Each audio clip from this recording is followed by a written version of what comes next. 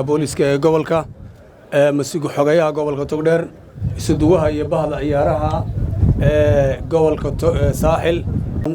afar gobolka Saaxil iyo afar gobolka Togdheer waa markii labaad ee ciyaar saaxiibtinimo ay isugu yimaadaan gobolada Togdheer iyo Saaxil waxaan aad ugu mahadnaqayaa bacda mahad Ilaahay kadib xildhibaan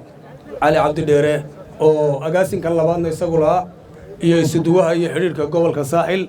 oo sida runtii ahaa gacantii koowaad hirgelisay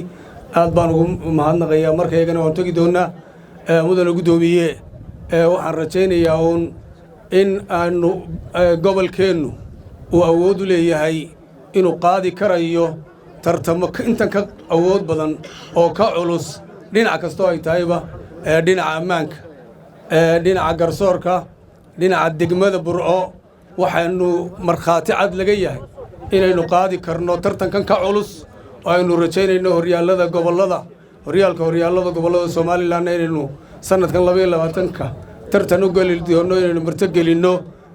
waxaan aad ugu mahadnaqayaa mar walba ciidanka booliska u dhabar adayga tartan kasta oo la qabto oo si wanaagsan oo la shaqeeya caafimaadka bahda hiil caafimaadka Togdheer oo iyaguna aad u shaqeeyay oo intii karaankooda shaqeeyay garsoorayaasha daadiinaya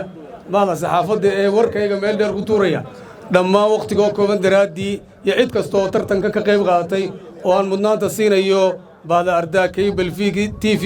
waxaan leeyahay aad waa ugu mahadsantihiin intii aan dhaafay baada saxaafadda iyo saaxiibaday waxaan leeyahay raalli ahaado waxaan rajaynayaa gudoomiyaha degmada waanu balansanayn xildhibaanku soo wagashay cudurdaar dartii shaqo adag waayay xildhibaanku soo wagashay إن شاء الله تعالى وحيدا من لك ونقصوا قبل دونا السلام عليكم ورحمة الله وبركاته